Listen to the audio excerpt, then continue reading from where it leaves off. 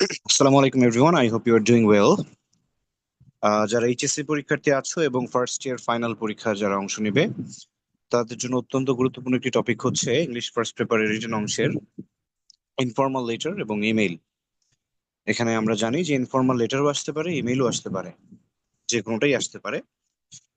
তো মূলত এই দুইটা টপিকে যে বিষয়টা আমাদের প্রবলেম তৈরি করে সেটা হচ্ছে এদের ফরম্যাট, বা আমরা কিভাবে লিখবো, কোথায় কি লিখবো। এখানে তোমাদের এক্সাম স্ক্রিপ্ট চেক করতে গেলে অনেকেরই রিপিটেড একই ভুল বারবার বিভিন্ন পরীক্ষাতে একই টাইপের ভুল পাওয়া যায়। সো আজকে আমরা এই বিষয়গুলো সম্পর্কে একেবারে সারা জীবনের জন্য ক্লিয়ার হয়ে যাবে, এগুলো যাতে আমাদের আর কখনোই ভুল না হয়। এবং এই বিষয়গুলো ঠিকঠাক করে লিখতে পারলে পরীক্ষাতে আশা করি ভালো মার্কস পাবে সবাই, কলেজের পরীক্ষা হোক কিংবা এইচএসসি পরীক্ষা হোক।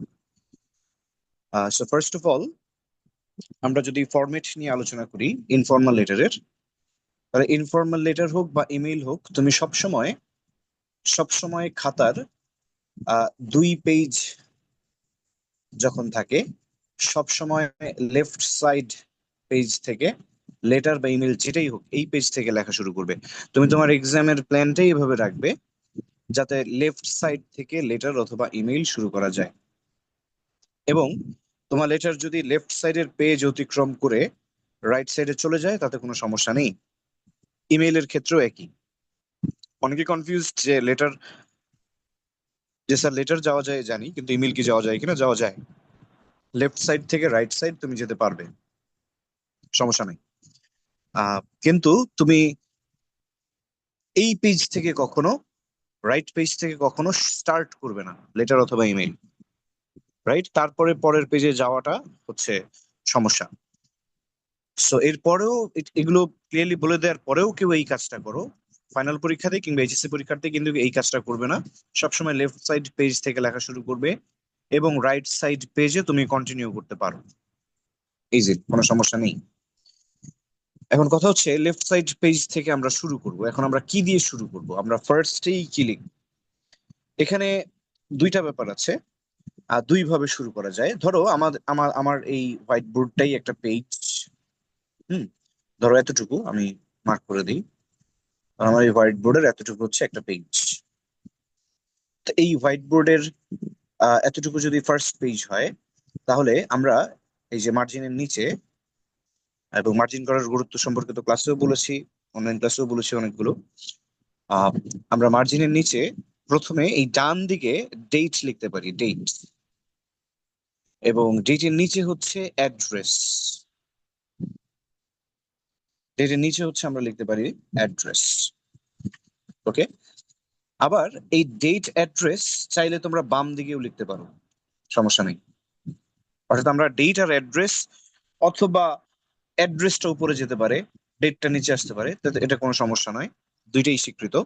এই ডেট অ্যাড্রেস বাম দিকেও চলে আসতে পারে। তবে মূল যে বিষয়টা, তোমরা যখন লেটার শেষ করবে তখন ওই যে ইয়োর্স এভার, ইয়োর লাভিং, এই পার্টটা যেখানে লিখো, যদি ডেট আর অ্যাড্রেস বাম দিকে থাকে, যদি লেফট সাইডে তুমি ডেট আর অ্যাড্রেস রাখো, তাহলে ইয়োর্স এভার, ইয়োর লাভিং এগুলোও বাম দিকেই থাকবে। আর ডেট অ্যাড্রেস যদি তুমি ডান দিকে রাখো, আমি যেরকম রাখলাম, তাহলে ইয়োর্স এভার, ইয়োর লাভিং এগুলো ডান দিকে চলে যাবে। সোজা কথায় ডেট অ্যাড্রেস তুমি যেই পাশে রাখবে ওই পাশে ইয়োর্স এভার, ইয়োর্স লাভিং থাকবে। ওকে, উল্টোটা করা যাবে, দ্যাটস দ্য ফ্যাক্ট।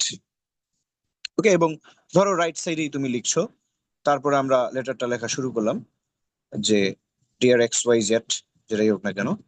ধরো ডিয়ার ওয়াই, এই ডিয়ার ওয়াই, তারপরে আমরা লিখি যে প্রথমে গ্রিটিংস করি, যে তুমি এটা সম্পর্কে জানতে চেয়েছিলে যে কেমন আছো। এটা আমরা এই প্রথম প্যারাগ্রাফটা আমরা কিন্তু লেটার 3 প্যারাগ্রাফে লিখবো, 3টা প্যারাগ্রাফ স্ট্রাকচারে লিখবো, 3 প্যারাগ্রাফ স্ট্রাকচার। উপরে লিখে দিই আমরা লেটার লিখবো 3 প্যারাগ্রাফে, মানে 3টা প্যারা দেব। প্রথম প্যারায়, আমি এটা বক্স আকারে রাখি, প্রথম প্যারায় লাইন বা সেন্টেন্স হবে 3 থেকে 4টা, 3 থেকে 4 সেন্টেন্সেস। প্রথম প্যারায় যেখানে গ্রিটিংস থাকবে, যে তুমি জানতে চেয়েছিলে আগের চিঠিতে, তোমার চিঠি পেয়েছি, বা গ্রিটিংস সংক্রান্ত যে লাইনগুলো তোমরা লেখো বইতে যেভাবে পড়ো। তারপরে প্যারা করবা, এবং প্যারা যে করছো এটা যাতে বোঝা যায়, যে তুমি প্যারা করছো, একটু স্পেস দিবা, অথবা স্পেস দেওয়ার মতো যদি অবকাশ বা জায়গা না থাকে, সেই ক্ষেত্রে ধরো এই 3-4 সেন্টেন্সের প্রথম প্যারাটা শেষ, পরের প্যারাটা তুমি শুরু করবা একদম এই পাশ থেকে শুরু না করে, শুরু করবো হচ্ছে এখান থেকে, মাঝখান থেকে এরকম লেখা শুরু করে, মাঝখান থেকেও না, মানে একটু ডান দিক থেকে, তারপর আবার দ্বিতীয় লাইন এখান থেকে কন্টিনিউ করবা। এতে আমরা বুঝবো যে এটা নতুন প্যারা, নতুন একটা প্যারাগ্রাফ তুমি লিখছো। I think you are clear about that. তাহলে দ্বিতীয় প্যারাটা স্টার্ট করে আমরা, এই দ্বিতীয় প্যারাটাই হচ্ছে মূল বডি আর কি, মূল আসল কথা, অর্থাৎ চিঠিটার যেই টপিকে, এই টপিক রিলেটেড কথাবার্তা এই দ্বিতীয় প্যারাতে থাকে। এই দ্বিতীয় প্যারা বা প্যারাগ্রাফটা পরের পেজেও চলে যেতে পারে, অবশ্যই সেটা লেফট থেকে রাইট।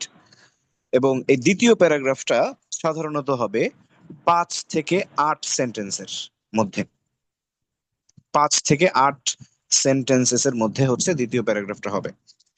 এবং এই দ্বিতীয় প্যারাগ্রাফটা আমি বলেছি এটাই লেটারের মূল অংশ, এটা টোটালি ফোকাসড হবে, এর ফোকাস টোটালি হবে entirely on the topic, focused entirely on the topic. তোমরা কিন্তু ক্লাস করতে করতে নোট নিবে, 1.75 2x স্পিড যেটাই হোক না কেন, বা 0.5 স্পিড যেটাই হোক না কেন, ক্লাস করতে করতে নোট নিবে, নোট না নিলে কিন্তু কিছুই মনে থাকবে না, যত ভালো করেই পড়াই না কেন আমি। অবশ্যই ক্লাস করতে করতে নোট নেবে, তাহলে এই 5 থেকে 8টা সেন্টেন্স পরের পেজে চলে যেতে পারে, কোনো সমস্যা নাই। ধরো পরের পেজের এই পর্যন্ত চলে আসলো এই 5 থেকে 8টা সেন্টেন্সেস, এবং এটা টপিক, মানে মূল চিঠিটা যেই বিষয় নিয়ে লিখতে বলেছে ওই বিষয়টা এই দ্বিতীয় প্যারাগ্রাফে থাকে। আর তৃতীয় প্যারাগ্রাফে হচ্ছে বিদায় বা ফাইনাল প্যারাগ্রাফ। প্যারা দিয়ে বোঝাবা, ওই যে আমি যে টেকনিকটা শিখালাম, যে একদম বাম দিক থেকে লেখা শুরু না করে একটু স্পেস রেখে প্রথম লাইনটা শুরু করা। এবং লাস্ট প্যারাগ্রাফে হচ্ছে, মানে 3 নম্বর প্যারাগ্রাফে আমরা সাধারণত যেটা লিখি, no more today, no more today লিখতে পারি, কোনো সমস্যা নেই। নো মোর টুডে, অথবা সবসময় নো মোর টুডে না লিখে তুমি একটু ভেরিয়েশন আনার জন্য এক্সামিনারকে বোঝাতে পারো যে তুমি অন্য কিছু জানো। যেমন অনেকে কি লিখে, অনেকে যারা স্মার্ট স্টুডেন্ট আছে তারা লিখে I must stop hair today, আজকে আমাকে এখানেই থামতে হচ্ছে, তার মানে কি নো মোর টুডে, মানে নো মোর টুডেটাকে প্যারাফ্রেজ করে অন্যভাবে লেখা, বোঝানো যে তুমি অনেক কিছু জানো। তারপরের সেন্টেন্সটা হয় give my regards to your parents and love to the youngers বা লিটল ওয়ান্স, এটা যেটা থাকে বইতে। এবং আমার পরামর্শ হচ্ছে তোমরা প্রত্যেকটা লেটারের ক্ষেত্রে, বিশেষ করে বন্ধু বা বাবা মা প্যারেন্টস হোক, এই ইনফর্মাল লেটার লেখার ক্ষেত্রে লাস্ট লাইনটা সবসময় লিখবা I am looking forward to hearing from you, অর্থাৎ তুমি আবার তাদের কাছ থেকে কোনো যোগাযোগ প্রত্যাশা করছো। তাহলে I am looking forward to hearing from you,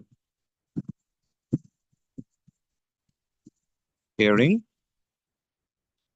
from you, full stop. I am looking forward to hear, look forward to মানে কোনো কিছুর প্রত্যাশা করে অপেক্ষা করা, বা এটার জন্য আশা করে থাকা বা অপেক্ষা করা। তাহলে I am looking forward to hearing from you, তোমার কাছ থেকে শুনতে, মানে যাকে তুমি চিঠি লিখছো তার কাছ থেকে কোনো রেসপন্স পেতে তুমি প্রত্যাশা করছো। এটা একটা এটিকেট লেটার শেষ করা, যে তুমি যার কাছে চিঠি পাঠাচ্ছ তাকেও গুরুত্ব দিচ্ছ, তার কথাটাও তোমার কাছে গুরুত্বপূর্ণ যেই হোক না কেন। তাহলে I am looking forward to hearing from you, এই সেন্টেন্সটা সবাই লেখার চেষ্টা করবা। এখানে এই সেন্টেন্সটা দিয়ে শেষ করলে লেটারটা স্মার্ট ভাবে শেষ করা হয়। তারপর আবার আরেকটা গ্রামার রুল মনে করে দেখো, যে লুক ফরওয়ার্ড টু থাকলে কি হয়, তারপর ভার্ব প্লাস আইএনজি হয়। তাহলে তুমি যে এই রুলটাও জানো, এটাও এক্সামিনার বুঝলো, যে এই স্টুডেন্টটা সিনসিয়ার, সে এই ব্যাপারটাও জানে। লুক ফরওয়ার্ড টু, এখানে ওই যে টু থাকলে তো ভার্বের বেস ফর্ম হওয়ার কথা, তাহলে কিন্তু look forward to, prefer dot dot to, তারপর আমরা অনেকগুলো শিখেছি না এরকম, with a view to, with an eye to, accustom to, object to, confess to, এই টু গুলোর পরে হচ্ছে ভার্ব প্লাস আইএনজি হয়। তাহলে লুক ফরওয়ার্ড টু এর জন্য এরপরে ভার্ব প্লাস আইএনজি হয়েছে, তুমি লেটারেও সেটা বুঝিয়ে দিলে এবং স্মার্ট একটা সেন্টেন্স লিখে লেটারটা শেষ হলো। এইবার আমরা থার্ড প্যারাগ্রাফ, এটা হচ্ছে নাম্বার 1, এটা হচ্ছে নাম্বার 2, এটা হচ্ছে নাম্বার 3। হুম, এই 3টা প্যারাগ্রাফ দিয়ে আমরা লেটারটা শেষ করে, আমরা ডেট আর অ্যাড্রেস যেহেতু এখানে ডান দিকে রেখেছি আমি, তাহলে yours ever বা ইউর লাভিং যেটাই দেয় না কেন, yours ever বা ইউর লাভিং যেটাই দেয় না কেন, সাপোজ yours ever দেব, আরেকটু এই পাশে লিখি yours ever জেড। হুম। তাহলে এই যে এটা ডান দিকে দিলাম কেন, ডেটার অ্যাড্রেস ডান দিকে আছে এই জন্য। ডেটার অ্যাড্রেস যদি বাম দিকে দিতাম তাহলে ইয়োর সেভার এখানে আমরা লিখতাম। এইবার হচ্ছে one of the main important parts of letter writing, সেটা হচ্ছে এনভেলপ আঁকা। আমি বারবার বলেছি আঁকা আঁকির সব ধরনের কাজ তোমরা পেন্সিল দিয়ে করবে, সেই নির্দেশ বহাল থাকবে। ধরো তোমার তৃতীয় প্যারাগ্রাফ লেখা শেষ, এখন হচ্ছে তুমি একদম ইয়োর্স এভার, ধরো তুমি তৃতীয় প্যারাগ্রাফ লেখা শেষ করে ইয়োর্স এভার জেড এখানে লিখেছো, এখান থেকে এইভাবে এনভেলপ শুরু করবা না। এখান থেকে হালকা একটু সুন্দর করে গ্যাপ নিয়ে একদম খাতার মাঝ বরাবর একটু স্পেস রেখে এনভেলপটা আঁকবা। এই এনভেলপ আঁকার ক্ষেত্রে খেয়াল রাখতে হবে, এই এনভেলপের কিন্তু নির্দিষ্ট সাইজ আছে, এটা কিন্তু স্কেল ব্যবহার করে আঁকতে হবে, পেন্সিল দিয়ে আঁকলে স্কেল ব্যবহার করে আঁকতে হবে। এই এনভেলপের নির্দিষ্ট সাইজটা কি?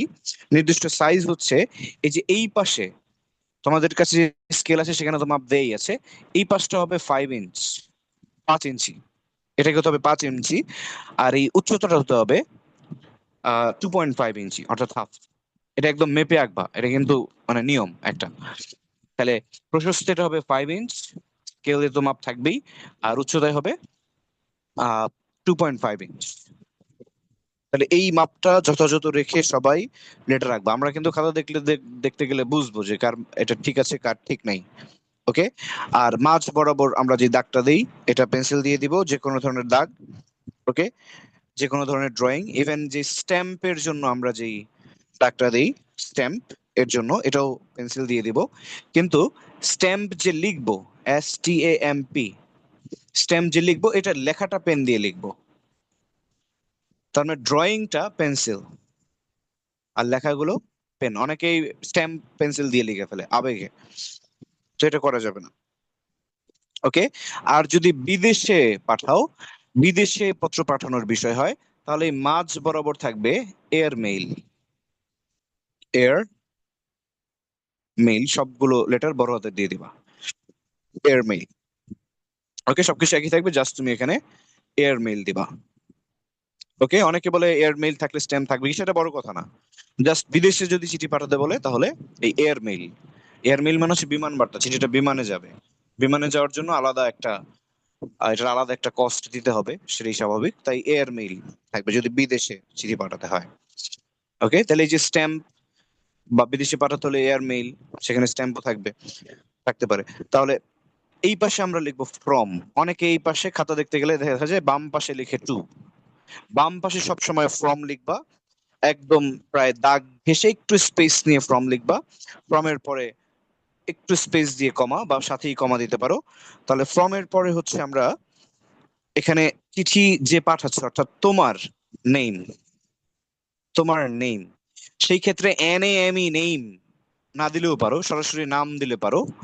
আর অ্যাড্রেস, অ্যাড্রেস লেখার ক্ষেত্রে সরাসরি এইভাবে ঢাকা, অ্যাড্রেস কি ঢাকা এরকম না, লিস্ট থানা বা উপজেলার নাম উল্লেখ করতে হবে। লিস্ট থানা বা উপজেলা, থানা বা উপজেলা লিখে তারপরে ডিস্ট্রিক্টের নাম। তুমি চাইলে আরো ডিটেলস অ্যাড্রেস লিখো, এটা যতটুকু লেটারের মতো দেখতে হয়। তুমি ডিটেলস অ্যাড্রেস লিখো, কোনো সমস্যা নেই, বানিয়ে বানিয়ে একটা ডিটেলস অ্যাড্রেস লিখবা। আবার দেখো যে অ্যাড্রেস থেকে চিঠি পাঠানো হচ্ছে, চিঠি যাচ্ছেও সেই অ্যাড্রেসে, এরকম যাতে না হয়। অনেকের খেয়াল করে না, এরকম হয়ে যায়। তাহলে ডান দিকে আমরা লিখবো টু, যার কাছে চিঠি যাচ্ছে, যথারীতি যার কাছে যাচ্ছে তার নাম, তার নিচে হচ্ছে অ্যাড্রেস, এবং অ্যাড্রেস একটু ডিটেইলসে। চিঠির অ্যাড্রেস ডিটেইলসে না হলে কিভাবে পৌঁছাবে জায়গা মতো? চিঠি পোস্টম্যান যদি এখন ঢাকায় নিয়ে ছেড়ে দেয়, এখন ঢাকায় 2 কোটির উপরে মানুষের বসবাস, এই চিঠি কি পাওয়ার সম্ভাবনা আছে? নাই। তাহলে ডিটেইলস অ্যাড্রেসটা থাকে বলে অ্যাটলিস্ট থানা উপজেলা লেভেলের অ্যাড্রেসটা হচ্ছে থাকতে হবে। তো এইভাবে হচ্ছে আমরা লেটারটা শেষ করব, এবং এটা বারবার বলছি, উচ্চতায় 2.5 ইঞ্চ, প্রশস্ততায় 5 ইঞ্চ, এটা স্কেল দিয়ে পেন্সিল দিয়ে সুন্দর করে আঁকবা। ওকে। আর লেফট সাইড রাইট সাইড এই 2 পেজ ব্যবহার করলে তোমার আর জায়গা সংকুলন নিয়ে কোনো সমস্যা হবে না। So this is letter writing. এই ফরম্যাটটা বা আমি যেভাবে যেভাবে দেখালাম এভাবে সবাই অনুসরণ করার চেষ্টা করবা। আসো আমরা একটু দেখে নেই যে এইভাবে লিখলে, আমি তো এখানে তোমাদেরকে এখানে আমি নিজে লিখে দেখালাম যে এরকম একটা লেটার দেখতে কিরকম হয় বা কিরকম হওয়া উচিত। এই যে এরকম হওয়া উচিত, ওকে, যেমন এখানে দেখো রাইট সাইডে অ্যাড্রেস দিয়ে শুরু করা হয়েছে, রাইট সাইডে অ্যাড্রেস দিয়ে শুরু করা হয়েছে। আবার মাই ডিয়ার ফ্রেন্ড বা ডিয়ার ফ্রেন্ড বা মাই ডিয়ার, আপনার ব্র্যাকেটে রাখার কারণ হচ্ছে আপনার তো নাও হতে পারে, অন্য কেউ হতে পারে, কিন্তু তোমরা কিন্তু আবার ব্র্যাকেট দিবা না। তাহলে এই যে প্রথম প্যারাগ্রাফটা কিরকম হতে পারে, দ্বিতীয় প্যারাগ্রাফটা কিরকম হতে পারে, এটা স্ক্রিনশট দিয়ে রাখো দরকার হলে, বা পজ করে নোট নোট নিয়ে নিতে পারো। তারপর পরেরটা কি হতে পারে, লাস্ট প্যারাগ্রাফটা কি হতে পারে, লুক ফরওয়ার্ড টু, আমি দিতে বলেছি I am looking forward to hearing from you বা নো মোর টুডে, ওইটা এখানে আবার অন্যভাবে লিখেছে, কোনো সমস্যা নাই, এটাই ফলো করতে হবে এমন কোনো কথা নাই। এখানে মূল ব্যাপারটা হচ্ছে এই যে ইওর লাভিং ফ্রেন্ড নাবিল, এই যে নাবিল এটা ডান দিকে কেন, কারণ এই যে ডেটার অ্যাড্রেস হচ্ছে ডান দিকে। যদি ডেটার অ্যাড্রেস বাম দিকে হতো তাহলে ইওর লাভিং ফ্রেন্ড বা ইওর সেভার এটা বাম দিকে হতো। এবং এইখানে আমরা স্ট্যাম্প রাখবো কোথায়, একদম গা ঘেঁষে এইখানেই ছোট্ট করে কোনো মতে একটা স্ট্যাম্প, কিংবা পুরো খাতা ভর্তি করে অনেকে স্ট্যাম্প আঁকে না, মানে এনভেলপ আঁকে না, এনভেলপ বা খামটা আমরা রাখবো একটু জায়গা রেখে, সুন্দর করে এটার সাথে একদম গ্যাঞ্জাম না করে সুন্দর করে জায়গা রেখে আমরা একটু স্পেস নিয়ে এটাকে একদম মেপে মেপে 2.5 ইঞ্চ এবং প্রশস্ততায় 5 ইঞ্চ একদম মেপে আমরা এনভেলপটাকে এঁকে ফেলবো। আমাদের যাবতীয় কাজ এটার মধ্যেই করতে হবে, অবশ্যই পেন্সিল দিয়ে। তারপর পেন্সিল দিয়ে স্ট্যাম্পের জন্য দাগ আঁকবো, কিংবা এয়ার মেইল যদি বিদেশে পাঠাতে হয় সেই ক্ষেত্রে আঁকবো। তারপরে বাম দিকে ফ্রম, তারপর নেম আর অ্যাড্রেস, অ্যাড্রেস একটু ডিটেইলস এ দিব আমরা, লিস্ট উপজেলা বা থানা লেভেলের।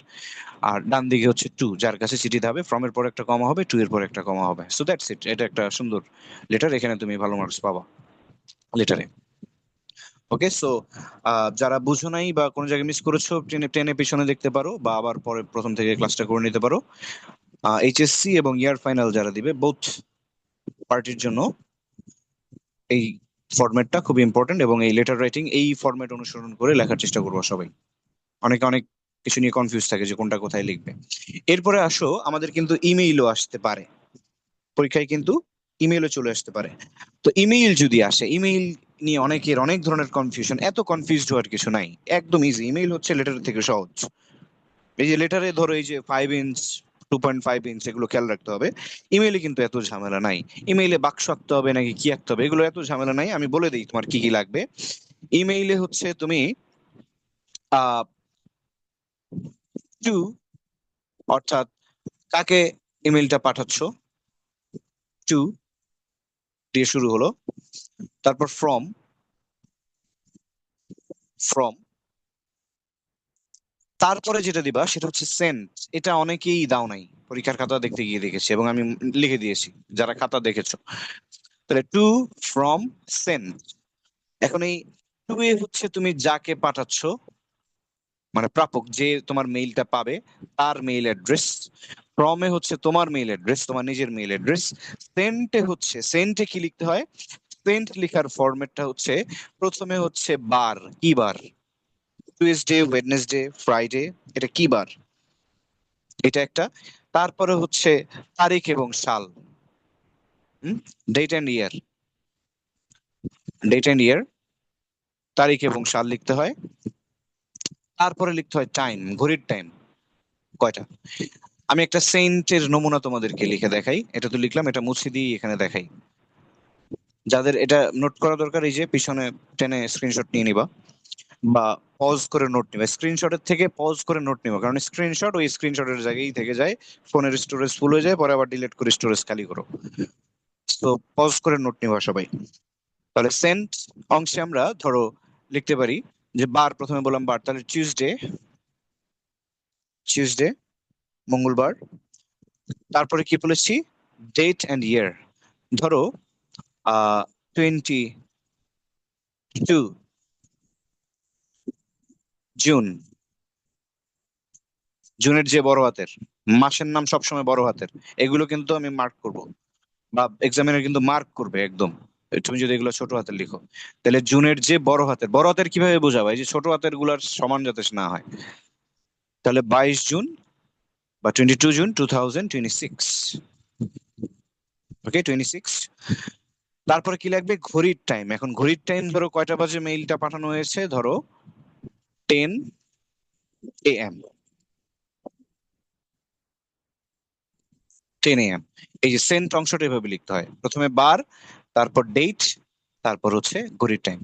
এখন কিছু বিষয় নিয়ে অযথা বাড়াবাড়ি বা কনফিউশনের দরকার নাই যে স্যার এটা কি June 22, 2026 লিখতে হবে কিনা, June 22 লিখলে আবার কমা দিতে হবে কিনা, এত কিছু দরকার নাই। তুমি এই যে এটা এভাবে শিখেলাম এভাবে লিখো।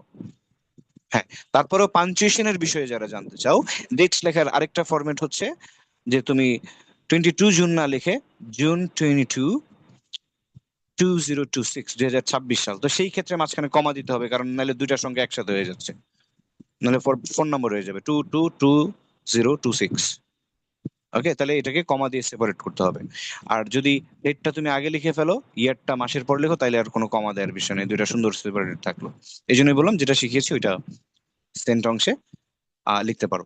এরপরে আমাদের যেটা লিখতে হবে, একটু স্পেস দিয়ে, সেন্টের পরে একটু স্পেস বজায় রাখবে, জায়গা দিয়ে তুমি লিখবা সাবজেক্ট। এবং সাবজেক্ট তুমি পূর্ণাঙ্গ রূপে সাবজেক্ট লিখবা, এসইউবি লিখবা না, সাবজেক্ট।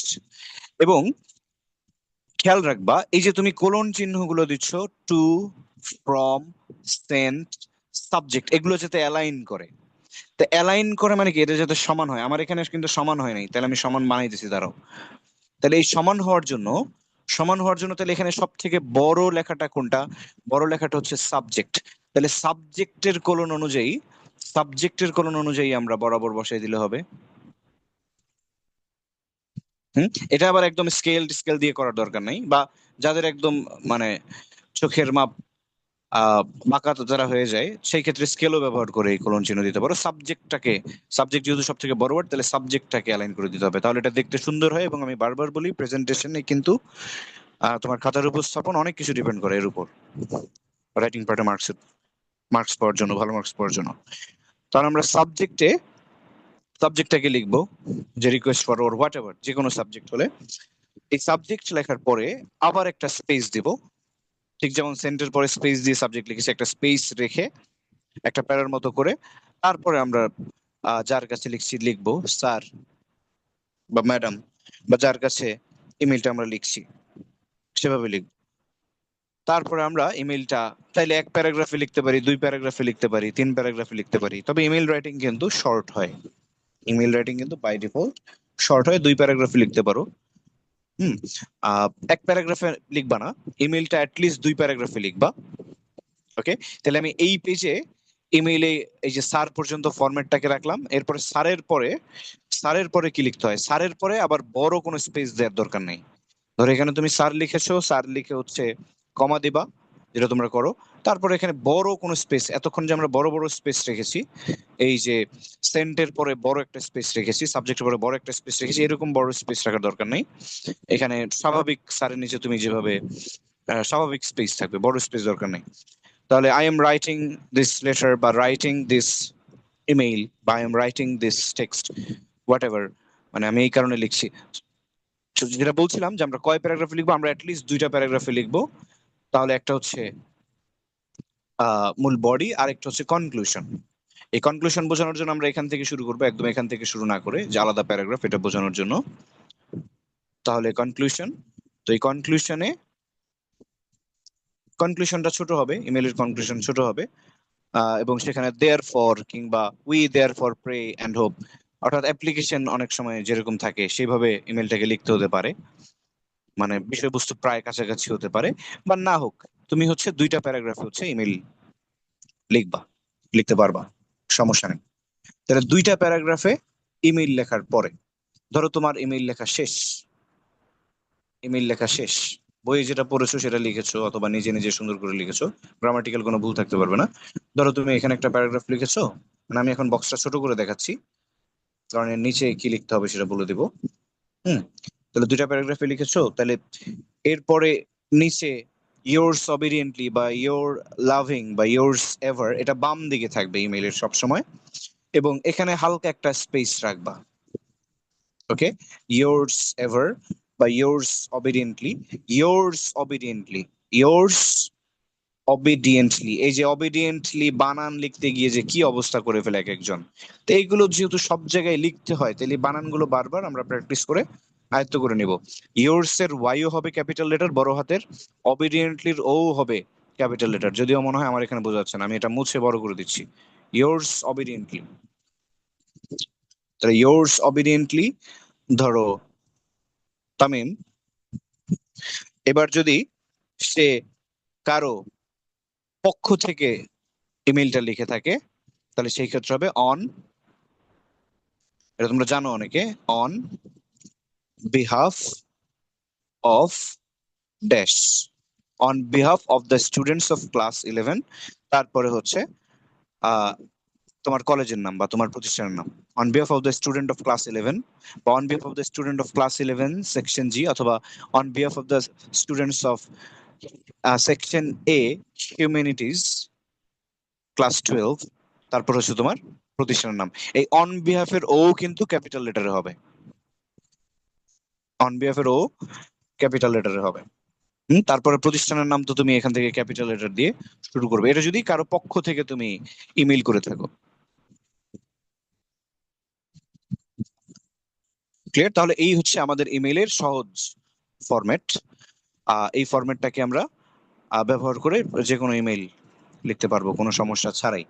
তাহলে এই আজকের গুরুত্বপূর্ণ এই ক্লাসটা সবাই মনোযোগ দিয়ে নোট করে করে করবা, স্ক্রিনশট নেওয়া দরকার নেই। যেটা স্ক্রিনশট নিতে মনে চাইবে তুমি পজ করে সেখানে নোট নিবা খাতায়, এবং পরবর্তীতে এই নোটগুলো পরীক্ষার আগে অবশ্যই দেখে যাবা, পারলে ক্লাস ও পরীক্ষার আগে আরেকবার দেখে যাবা।